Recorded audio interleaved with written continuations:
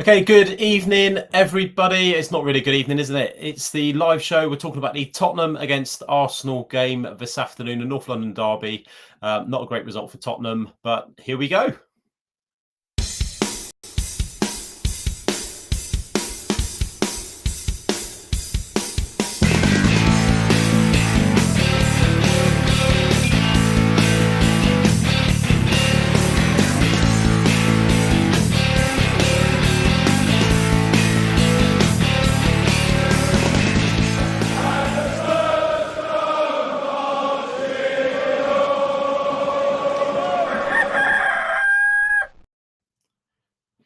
Yes, welcome along to another live show for the When the Cockerel Crows. I am Paul. We are talking about Tottenham's very, very poor performance this afternoon against Arsenal in the North London derby, losing by 4-1. We're going out live currently on YouTube.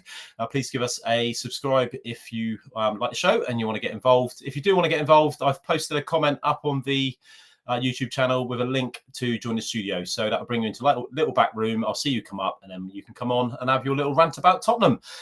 This evening, we are very, very pleased to be joined by former, shall we say, Colonel Spurs chairman, Mr. Jamie Carnan. So if we bring Jamie in, welcome, Jamie.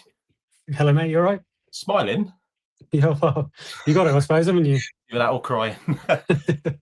Yeah, welcome along. Obviously, talking about the game this afternoon. What's I know it's still fresh. Was it finished half an hour or so ago? What's your initial thoughts? Well, it wasn't the best way to spend a Sunday afternoon. Very disappointed. I thought we could have gone at them a little bit more. Yeah. But yeah, it was just pretty dreadful from the start, wasn't it? Yeah, it was. It wasn't a great afternoon, was it? It wasn't a great performance. So you say you thought we could have got at them a bit more. Where do you put that down to? What players, manager, the formation, the selection? Where do we start on this one? Well, I think from the get-go, the formation kind of swayed toward us being a bit more defensive, and inviting pressure on them, inviting pressure from them. And I think going into it with that defensive nature, we were always looking to be on the back foot. Yeah. Whereas I think we'd gone with a slightly more attacking formation. We could have, like I said, got at them a little bit more. But I just didn't really see any fight, any tackles, anything that led me to believe that we wanted it more than them. No, I think you're right. That's the disappointing thing, isn't it? Really, it's the fact that, do you know what I mean? Our performance right from the off, really, we didn't really look like we were in a derby. We never had that intensity, did we? Do you think Thomas Frank's formation, going with 5 at the back or 3 at the back, whichever way you want to look at it, it ended up as a 5, really, didn't it? Yeah. But do you think that kind of gets through to the players and right from the start and sends a message of we haven't come here to win, or maybe kind of sneak a win? Or I think it's hard not to, right? If you suddenly change and you go 3 at the back, your mindset changes to a defensive one, whether you want it to or not. Yeah. So I think fans and players will probably both have the same opinion, personally. Yeah, definitely. Like if we I've got the team line up here actually. If we start with the team, we just bring the team in there. So during obviously Vicario in goal, we've got the back 3 of Van der Ven, Romero, Danso. What do you think the thinking was there, going with that back 3? Do you think it was maybe wedging Danso into the side to take advantage of his long throws and maybe give us that? I mean, if that is the reason, then I think it's a weak reason. I think ultimately, I think we gave them too much respect. I mean, I know they're top of the league; they're playing really well. But we didn't need to show them that much respect. And if you look at their front 4, aside from Saka and Eze, I wouldn't call Trossard and Mourinho, who I don't think is a striker, as world beaters. No. So I don't see why we needed to do that personally. I think Van der Ven and Romero would have been able to deal with quite comfortably Marino and Eze. And I think the fullbacks could have dealt with Saka and Trossard. I don't see any reason why we needed to do that. No, I kind of agree. Looking at it, they kind of had always found the extra man in midfield, didn't they? We were kind of isolated with Polina and Bentancur both getting pulled out wide. Yeah. Rice and Zubimendi kind of held their position, and as a Trossard, Saka, they kind of tucked in, didn't they, and created that overload in midfield. And we never really got to grips with that. You mean I don't know if you watched it on Sky. The camera cut to Frank quite a lot, and he was deep in conversation with Matthew Wells and Cochrane, the coaches. But we just never really got to grips with that midfield, I don't think. And that was where they kind of won it, and the quality kind of came through from there, didn't it? It was always, don't get me wrong, it was always going to be a tough afternoon. But I think it was that midfield battle ultimately where they just kind of bossed it right from minute one, didn't they? Yeah, agreed. I can't remember how many times that we tried to get the ball out from defence. Yeah. Van der Ven or Romero trying to pass it forward into the midfield area, and every time it went to an Arsenal player. Bentancur and Polina couldn't get a sniff in there. No. So maybe one less defender and one more in midfield in the central area would have helped us in that place. We also felt that Kudus and who else was on the other wing? Sorry, Odegaard. Yeah, Kudus and Odegaard. They well, yeah, they both had to sit so narrow to try and accommodate the overlaps from Spence and it's a blur. Udogie, yeah. And they just didn't get forward enough. So we were really narrow. We didn't offer any width. Just to accommodate Danso in defence for an attack, which I don't think warranted it personally. No. So I know hindsight's wonderful, isn't it? It's always easy looking back at the result and saying, look, we should have done this, that, and whatever. But would you have gone back with a back four and put the extra man in midfield? That's what I would have done. Yeah, I felt like the back four would have been fine. We could have had two holding and a bit more of a playmaker in the middle, which would have crowded out or at least given their midfield a bit more of a challenge. Yeah. And would have given us something to maybe try and do something in the final third. Yeah. Because it went up there and immediately came straight back down. Yeah, definitely. If we look at the possession stats and things like that, which we kind of look at a lot now, don't we, in football? Give me a second. I'll just So if we got what our total passes 328 to their 442, like long passes 55 to their 51, through balls 0, which kind of says it all, really, doesn't it? Touches, I mean, they came out on top in pretty much every department, didn't they? Yeah. The alarming one for me there, like if you can see that graphic, is touches inside the opposition box. Yeah. 27 for Arsenal to our 4. That's nowhere near where it should be, is it? Absolutely not, and it shows again that we didn't do anything in that final third. No. Everyone was sat so deep and so narrow that we just couldn't get close. No. And it's not just that, but if you look at the shots on target, I mean, if you include Richie's speculative effort, which was a great goal, we really didn't have anything else. And it's not just this game. Chelsea, I think we only had one shot on target. Yeah. We are overperforming our XG significantly. I think we're fourth on the XG table, fourth bottom on the XG table, and we're in the top 8, top 6 for goals scored. So it is really showing us that creativity in the final third is lacking, and it's something that we need to work on quickly. Otherwise, we're going to get left behind quickly. Yeah, but does the defensive, you say about the attacking performance, you know what I mean? Like, I think it was Bournemouth at home. We didn't have a shot on goal until the 60th minute or something, which seems to be a common thing, doesn't it? We know that Thomas Frank is very kind of pragmatic as a manager and likes to build from the back and things like that. But you go away from home, concede 4 goals. At home, last time out, we conceded 2 against United. So that's 6 goals now in 2 games for a manager that is, renowned for building from the back. And do you mean we're only 11 or 12 games into the season now? But is that worrying? I think it's always worrying when you can concede goals, especially the number that we have done over the past few games.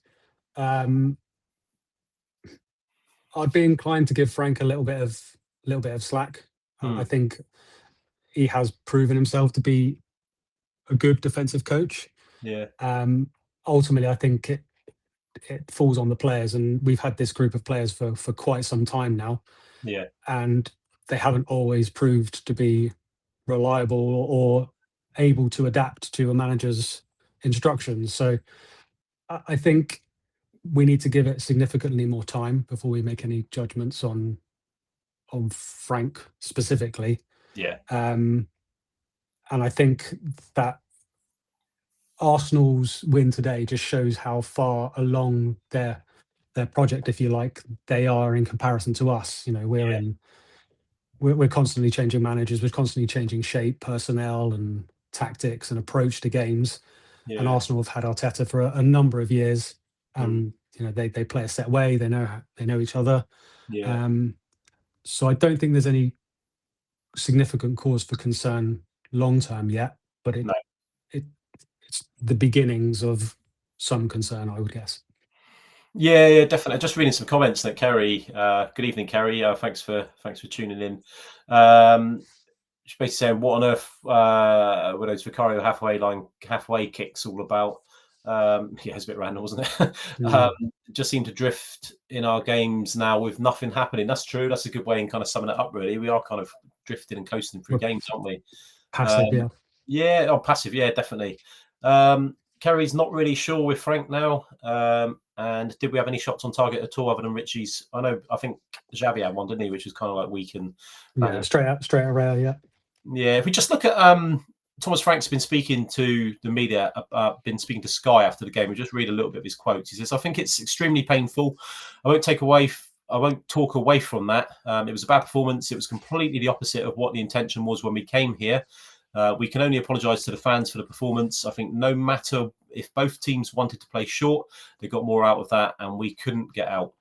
When the team went long, we didn't win enough duels. That was exemplified by the 2-0 goal and the 3-0 goal, where a player went through two or three players, bad performance, and we lost. I've seen a lot of character and fight in this team, but we didn't win enough duels. We call out whatever we want, but we didn't win enough. I tried to play 5-4-1, so we touched on there whether it was a 3 or a 5. He's called it a 5. I'll always take responsibility as my choice in the end to take the system then, and we changed it at halftime. My view on it is that no matter what formation we play today, we don't have enough duels or intensity in the decisive moments, and it's very difficult to win a football match. So the goals I want to see in more detail. The whole game I need to watch tonight, and it would be difficult to watch. Yeah, it was a bit. Creativity, he says that that has been an ongoing theme that we are working hard to improve. Things. This is something we keep hearing every week, don't we? But we actually need to see some improvement in that.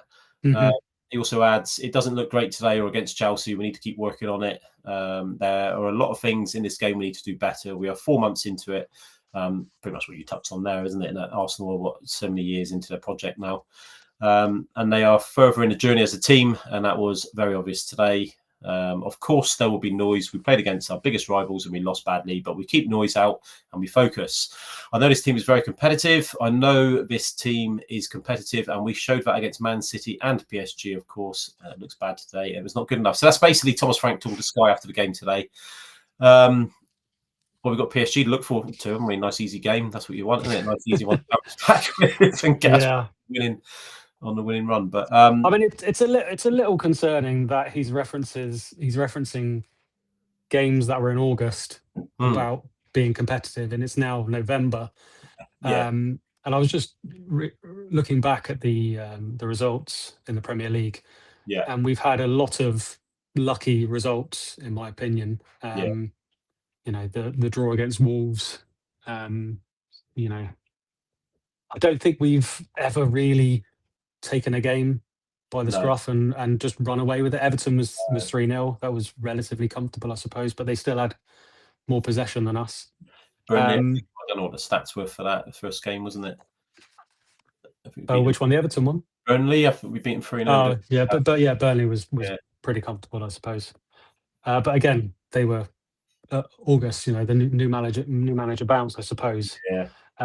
But it was also concerning in there that he says, I've seen a lot of character and fight in this team. Yeah. And then he spent most of the interview talking about a lack of winning duels. Yeah. And yeah, that was plainly and painfully evident today, wasn't it?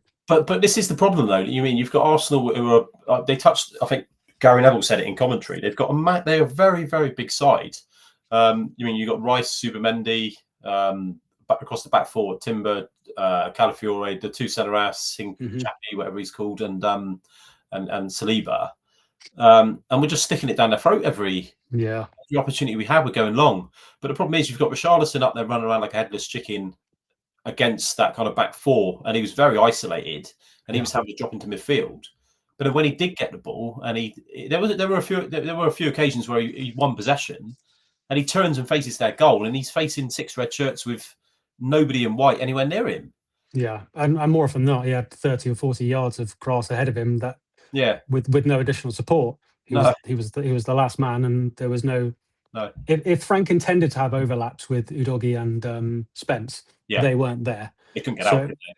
It was either that or it was designed to be a flat back 5. Yeah. He's called it a 5-4-1 now, hasn't he? But I didn't really. I don't know. I was hoping before the game he's gone with a 3 and you kind of push the fullbacks on, but it didn't work out that way. They obviously Arsenal pressed very well, and Kerry's said even his pressers are predictable now. So I think she said, is Kerry Frank out already? Well, she's called it. She said I'm really not sure with Frank now, to be honest. So she has kind of called it. I don't know. I'm very much Frank in. I'm always of this kind of. I was chatting to a a mate of mine who's a Liverpool fan today at work, and he was saying that I said, "Look, are you slot in or out?" And he was kind of slot out. He's got to go. Wow. But he was, But on the flip side of that is, I did say to him, I said, "Look, who do you bring in?" And he was kind of like, "Bring back Klopp," which probably won't never happen. But this is the thing, isn't it? We're always, the Tottenham fans, we've been there kind of as much as most or more than most. That we're very quick to get rid of the manager. We need change, but what does change look like? And that is the thing. We can't keep going 4 months into a project and starting again. Yeah, I sincerely hope that there's not a big Frank out section of the fans already, because I don't think that's what we need. We don't need more managerial change and turmoil, and another group of players that need more time to bed into a different set of tactics and plans and that kind of stuff. Like you, I'm very much Frank in. I think given time and the right players at his expense, then I'm sure it will improve. I did briefly look at his managerial stats, and right now he's very much in the same region as both of his previous clubs in terms of win percentage. Bromley and Brentford were both around the 40 to 45% win percentage, and that's where he is with us now. So I'm hoping that's not a ceiling. I'm hoping it's just time that he needs to get to grips, and the players to get to grips with his style. Do you think it will be? Can you see it? Yeah, I can see it. Yeah, I think it's a good appointment, and I think unlike the previous few managers, I can foresee a period of time where he is here and we are stable and we are improving and challenging. We don't need more change. Not right now. No. I think it's got to take a significant downturn in atmosphere and performances and general demeanour around the club before anything like that changes.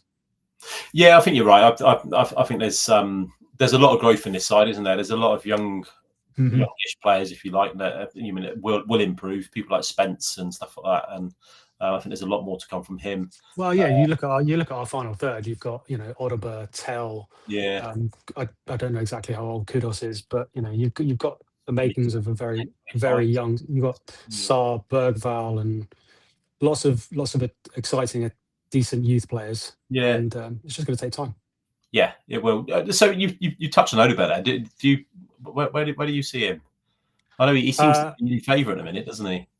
He does. I'm not quite sure what he sees in him right now. I know he's young and he's raw and he's got a lot of pace.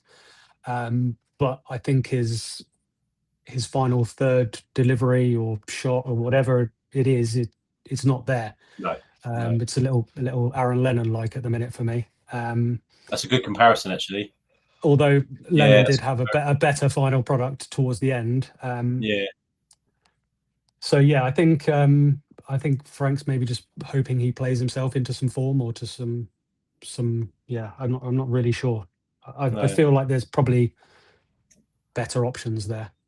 I think so. Yeah, we've got a couple of players like that, haven't we? You look at Matisse Tel as well. He obviously didn't play today, but him and Odegaard both came off the bench or against United and kind of changed the game, didn't they? So I was kind of expecting him to bring on Tel a little bit early. Maybe that goal right at the beginning of the second half has kind of killed the way that he thought the game was going to go. But yeah, with Odegaard, I'm expecting. Like Vincent Kompany raved about him, didn't he, when he kind of joined Tottenham? Postecoglou was a big fan. He said he's got a very high ceiling and he's going to be like one of the best Premier League players, which I always worry when they start, because Cameron Carter-Vickers, according to Pochettino, was going to be the best centre-half in the Premier League, wasn't he? I always worry when managers put pressure like this on youngsters. But yeah, I don't know. It's hard, isn't it? So close after a game like that when nobody's really done themselves any justice. No. Romero, where are you sitting with him? I've made a note of just a couple of players that I thought were worth mentioning this evening. I think Romero is certainly one of them. In what respect, negative or positive? It's hard to criticise a player based on that performance today and say, look, they had a bad game and single someone out. But I think with Romero, it's the whole package. We don't get enough 8 out of 10s out of him. Or so, he's a 9 or a 10 where he's outstanding, or he's a 4. We don't get enough steady Eddie performances, and I think that's where he needs to be. He's one thing or the other. It's like whenever there's a scuffle, he's always around it. It's almost, I don't know if it's that South American kind of, they love a scrap, don't they? They do, yeah. Like being an Argentinian, whenever there's a Brazilian involved, he's always around it. So I don't know. I just, as captain, I think it was a big call. It was probably the obvious one to keep him, because I think we're certainly better with him. But me personally, I want more from him. Yeah, I mean, I think, like you say, it's hard to make a judgment straight after a game like today. Yeah. Because I don't think anybody came out of that game with anything over a 5 out of 10, if we're being honest. Yeah. But I do get your point, and I do agree. But I don't think he's a player you can leave out. No. So you kind of just have to accept that he's not always going to have a great game. No. Maybe I don't know. I was going to say maybe that was part of the reason Dante was in there, but if Frank foresaw Romero having a bad game, then you don't play him full stop, do you? Do you think he's one that's kind of undroppable? He can't drop Van de Ven or Romero, so the only way Dante's going to get a game is like a rotated cup game, or when he goes with the 3 at the back. I don't think any player is undroppable. No. Especially if they, I mean, if they continue to play like they did today, then all of them can be dropped. But he's the skipper, and him and Van de Ven have a very good partnership at the back. Yeah. And I think we are stronger with that pairing than without them. Yeah. But like I said, there was all of the team today did not turn up. No. Okay. All right. I think we've got the league table. Just have a quick look at that. So we are now down in 9th place. And they're kind of looking over their shoulder. We're looking over our shoulders a little bit now, aren't we? Teams like Sunderland, Brighton, Crystal Palace. Probably teams that, and Aston Villa had an absolute shocking start to the season, but look at them now in 4th. Yeah, they've really turned it around, haven't they? Yeah, it's and our goal. It's very, very congested in the middle of the table. Yeah. A bad result can drop you down quite significantly, and a good result can keep you up. I mean, Sunderland were in the top 4, and one bad result, and they're down in 7th. Yeah. There's still a long way to go. Yeah. But there is a real need for improvement. Yeah, but that's the beauty of it, really, isn't it? You get a couple of wins, and hopefully that will start next week, next Saturday against Fulham, the evening game. Yeah, but we're so inconsistent that's even Fulham's a very, very difficult game. Yeah, they've got some good players and a good manager. Yeah. Okay. All right. What we'll do is we'll leave it there, Jamie. All right. Thank you very much for coming on. I'll see if I can do a preview show or certainly a game around the PSG game this week. And hopefully we'll look forward to Fulham next Saturday. Nice, easy one. Nice, easy home game. We win our home games, don't we? Every single one, yeah. All right, top man. Good to see you, mate. All right, bud. Cheers. Take it easy. Good one. Cheers, mate. There you go. That was Jamie. Thank you very much to Jamie for coming on. And yeah, it's a difficult one, isn't it? It's always very, very difficult coming on and talking at the end of a game such as that. So I'm going to leave it there in a couple of minutes. If somebody wants to jump in and just have a quick chat about Tottenham, then please do so. You've got literally probably 60 seconds before I knock this one on the head. If you're watching on YouTube, thank you very much. You can subscribe to our YouTube channel, and also you can find us on Facebook. Just have a little search for When the Cockerel Crows. This is all about Tottenham. It's a YouTube channel that we've started up, but it's in very difficult circumstances, having lost 4-1 to that lot up the road, unfortunately. Not a great performance, not a great afternoon to be a Tottenham fan. But like we said to Jamie just then, we've got a nice, easy game against Paris Saint-Germain coming up. So nice, easy one to get our season back up and running. But yeah, thank you very much for your support today. Thank you very much. I'm going to stick this show on the YouTube channel, so you'll be able to watch it back at your leisure. But yeah, feel free to subscribe and things like that, and get involved in future shows. There's a link on the on the YouTube channel where you can just click on it and come into the studio and talk all things Tottenham. So yeah, thank you very much. Enjoy the rest of your Sunday evening. Stick a bit of I'm a Celebrity on or something. Just get you watch a bit of Kelly Brook or something like that. Take your mind off of Tottenham, because today they've certainly let us down, losing away to Arsenal. We go again. Keep your spirits up. Come on, you Spurs, and I will see you again soon.